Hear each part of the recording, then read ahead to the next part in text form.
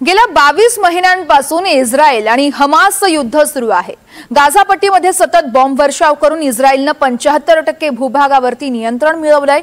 हमासला मुळापासून संपवण्याचा युद्धाचा उद्देश अद्यापही साध्य झालेला नाहीये। त्यामुळे आता इस्रायलचे पंतप्रधान नेतन्याहू यांनी संपूर्ण गाझा पट्टीवरती नियंत्रण मिळवण्याची लढाई सुरू केली आहे। शुक्रवारी रात्रीपासून हे ऑपरेशन सुरू झालं, पण नेतन्याहूंच्या या निर्णयाला संपूर्ण जगभरातून तीव्र विरोध होतोय।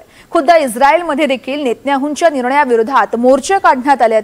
लंडन पासून सिडनी पर्यंत आणि टर्की पासून चिली पर्यंत सगळ्याच देशांमध्ये इस्रायलच्या निषेधार्थ निदर्शनं केली जात आहेत। त्यामुळे आता युद्ध संपवण्यासाठी इस्रायलवर दबाव वाढतोय। पाहुयात गाझामधल्या वाढत्या संघर्षावरचा हा खास रिपोर्ट।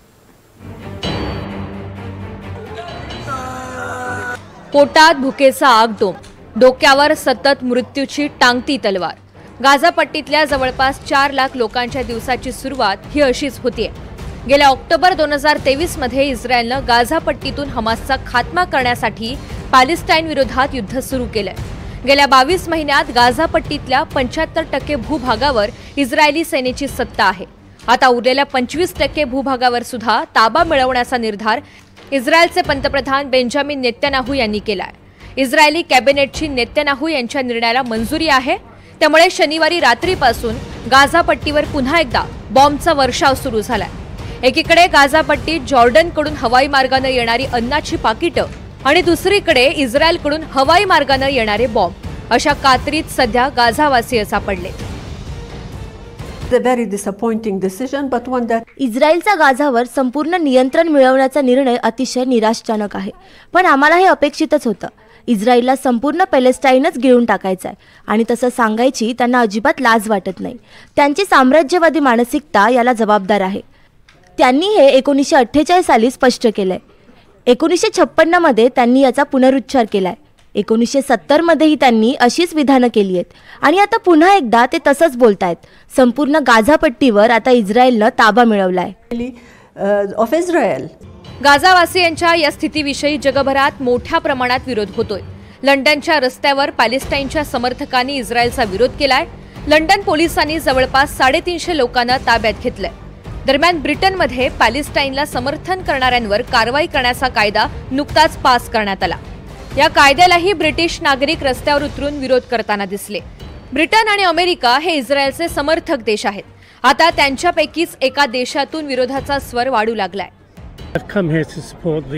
मी इथे पॅलेस्टाईनच्या समर्थकांवर होणाऱ्या कारवाईला विरोध करण्यासाठी आलोय। जे घडतंय ते अतिशय संतापजनक आहे। जे पॅलेस्टाईनला समर्थन देतात त्यांना आमचं सरकार दहशतवादी म्हणतंय। पॅलेस्टाईनचे समर्थक शस्त्रास्त्रांचं उत्पादन थांबवण्यासाठी आवाहन करतायत आणि माझा त्यांना पाठिंबा आहे। म्हणूनच मी इथे आलोय। मी अद्याप अधिकृतपणे या आंदोलनात सहभागी झालेलो नाही, पण माझ्या बॅगेत पोस्टर्स आहेत, मार्कर आहे। मी कधीही आंदोलनासाठी इथे ठिया देऊ शकतो। इस्रायलच्या गाझा पट्टीवर संपूर्ण नियंत्रण मिळवण्याच्या निर्णयाचा इस्लामिक देशांमधून सुद्धा तीव्र विरोध होतोय। गेल्या 24 तासात गाझा पट्टीत अन्नासाठी मदत केंद्राकडे निघालेल्या 11 जणांना गोळ्या घालण्यात आल्या, तर 11 जण उपासमारीचे बळी ठरलेत।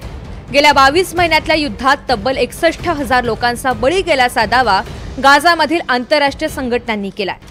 त्यामुळे इस्रायलच्या वाढत्या युद्धखोरीला विरोध सुद्धा वाढतोय। Zulmün ve zalimin uzun süreli hakim olduğu hiçbir yerde görülmemiştir. जगात कुठेही असली अरेरावी आणि दडपशाही इतकी दीर्घकाळ चाललेली नाही। इतिहासात असं एकही उदाहरण नाही। दडपशाही आणि दडपशाही करणारे दोघेही इतिहासाच्या पटलावरून पुसले जातील। इस्रायलचे पंतप्रधान नेतन्याहू यांचं काय होईल हे तुम्ही पाहालच। ज्यांचे भूकबळी जात आहेत, ज्यांना ठरवून स्नायपरने नेम धरून मारलं जातंय, त्यांच्या रक्ताचा फास नेतन्याहूंनाही जगू देणार नाही, तुम्ही पाहालच। Keskin nişancılara hedef aldırdığı insanların kanını onu boğacağını göreceksiniz. पूर्ण गाझावर नियंत्रण मिळवण्याच्या इस्रायलच्या पंतप्रधानांचा प्लॅन याला इस्रायलची जनता सुद्धा वैतागली। ज्या इस्रायली नागरिकांना हमासनं ओलीस ठेवलंय त्यांचे नातेवाईकही इस्रायली सरकारच्या विरोधात रस्त्यावर उतरले। इस्रायलनं कारवाईचा धडाका वाढवला तर हमास त्यांच्याकडे असणाऱ्या ओलिसांनाही मारून टाकेल अशी भीती या नातेवाईकांच्या मनात आहे। गुरुवारी कॅबिनेटनं माझ्या मुलाचं भविष्य अंधारात टाकलंय। हमासकडे ओलीस असणाऱ्यांमध्ये माझा मुलगा आहे। आणि त्याची आता हत्या होणार आहे आणि आता तो पुन्हा कधीच दिसणार नाहीये. आम्हाला सांगण्यात आलंय की कॅबिनेटच्या सुरक्षा समितीनं हा निर्णय घेतलाय. ही सुरक्षा समिती नव्हे, मृत्यू समिती आहे. त्यांच्या या निर्णयाला जनतेचा अजिबात पाठिंबा नाहीये. बहुसंख्य इस्रायली नागरिकांना हे युद्ध संपायला हवंय. इस्रायलच्या गाझावर संपूर्ण नियंत्रण मिळवण्याच्या निर्णयाला इस्रायलच्या लष्कर प्रमुखांनी सुद्धा विरोध केल्याची माहिती माध्यमांनी दिली आहे. पण त्याचा काही फायदा झालेला नाही.